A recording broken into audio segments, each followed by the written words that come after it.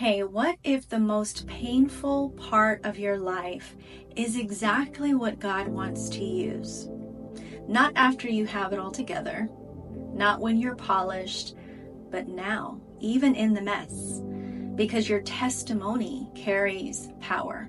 And if you've survived something, you've overcome something, you didn't overcome it just for you. You might be thinking, why would God use me?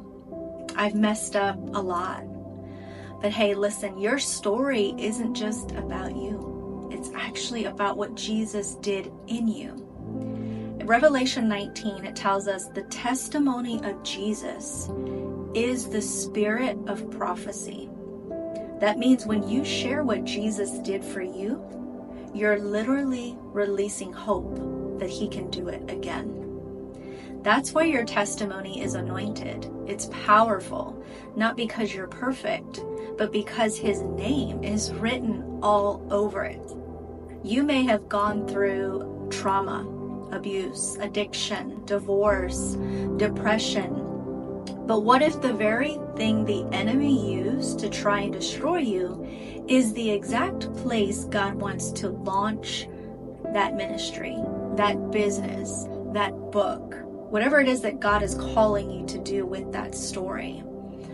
In 2 Corinthians 1, 3, and 4, it says, he comforts us in all our troubles so that we can comfort those in any trouble with the same comfort we receive from God. That means your healing isn't just for you, right? Your breakthrough wasn't random. That battle you fought, it's somebody else's guide to Jesus. It's somebody else's guide to step into their breakthrough, to overcome. And that's why I want you to write down or record your testimony. If you haven't done this before, and ask yourself, what has God brought you through? Where did he meet you? What did he redeem? Even if it's messy, even if it's not finished, remember, it's yours. It's powerful. Because guess what? There is purpose in your pain. So let me ask you, what's the one part of your story that you never wanted to talk about? Think about that. That's probably the very place God wants to move. Because the area of your greatest pain is often the key to your greatest purpose. So maybe it was rejection. Maybe it was abandonment. Maybe it was abuse. But you're still here. And God isn't done with your story. And when you speak up and actually release that with your voice, you're not just talking. You're breaking chains. You're tearing down lies. You're making hell regret the day it ever messed with you. In Genesis 50:20, it says, what the enemy meant for evil, God turned for good. And then in Ephesians 3:20, it says, he can do immeasurably more than all we ask or imagine. That means your story isn't just a story, it's a weapon. And when you release it with your voice, you're partnering with heaven. You're saying, Jesus, use every moment of my life for your glory and honor.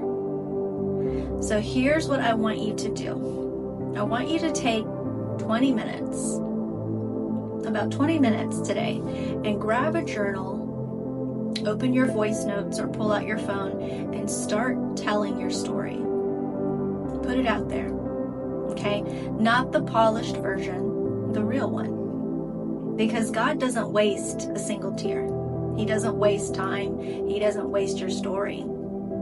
Your breakthrough might be the reason somebody else finds Jesus. So write it, share it, speak it, because your story isn't over and it's about to set someone else free. If you're ready to let God use your journey for his purposes, I want you to drop a comment, leave me a message down below, send me an email, and don't forget, session 3 of the Finding Your Purpose series drops next week. And before we end, I do want to invite you to join me on a live session I'll be having on my TikTok page, which is at Yvonne Pascal Ministries. This is on April 28th at 12 p.m. Eastern Time. I'll leave all the details in the comments below for you. But thank you for joining me today for session 2. And remember, you were created on purpose, for a purpose. Keep seeking His heart, walking in your identity, and living out your kingdom calling. I'll see you in the next video.